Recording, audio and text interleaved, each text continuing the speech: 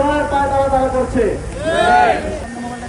আমরা একটি দলের পক্ষ থেকে দেখেছি যে তারা ঋণ খেলাপি, বিদেশি নাগরিক, চাঁদাবাজ, মাফিয়া, সন্ত্রাসীদেরকে তারা মনোনয়ন দিয়েছে। কারণ তারা আগে থেকেই জানে বাংলাদেশের মানুষ ইতিমধ্যেই তাদেরকে প্রত্যাখ্যান করেছে। সুতরাং মাফিয়াদেরকে, সন্ত্রাসীদেরকে, চাঁদাবাজদেরকে মনোনয়ন দেওয়ার মাধ্যমে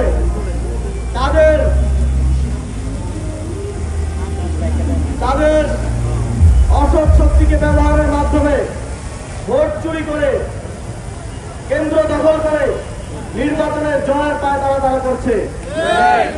এবং তার অংশ হিসেবে আমরা দেখেছি নির্বাচন কমিশন প্রতিদিন নতুন নতুন সারপ্রাইজ দিচ্ছে।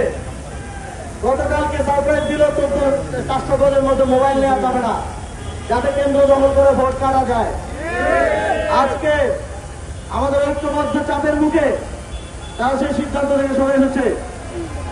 আমরা দেখেছি আমাদের তরুণেরা যারা জীবন দিয়ে জুলাই গণঅভ্যুত্থান সফল করেছে, তাদের প্রশিক্ষণ প্রাপ্ত একটি অংশ বিএনসিসি, যাদেরকে সব নির্বাচনে আমরা দেখেছি কেন্দ্রে থাকতে, এবার তাদেরকে কেন্দ্রে থাকতে দিবে না।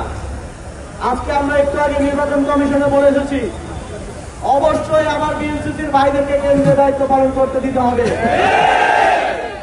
দেশপ্রেমিক শক্তিকে কেন্দ্রে উপস্থিত থাকতে দিতে হবে, যাতে কোনো ভোট চোর, কোনো মাফিয়া, কোনো চাঁদাবাজ কেন্দ্র দখল করতে না পারে। নির্বাচন কমিশন বলেছে তারা এটা বিবেচনা করবে। আমরা তাদের কাছে দাবি জানাচ্ছি, জনগণের পক্ষ থেকে দাবি জানাচ্ছি, অবশ্যই বিএনসিপির ভাইদেরকে দায়িত্ব পালন করতে দিতে হবে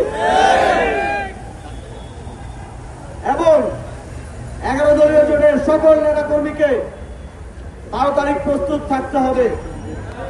আপনারা যারা 5ই আগস্ট জীবন দিতে পেরেছেন, তাদের জন্য 12ই ফেব্রুয়ারি জনগণের ভোটাধিকার নিশ্চিত করা কোনো ব্যাপারই না।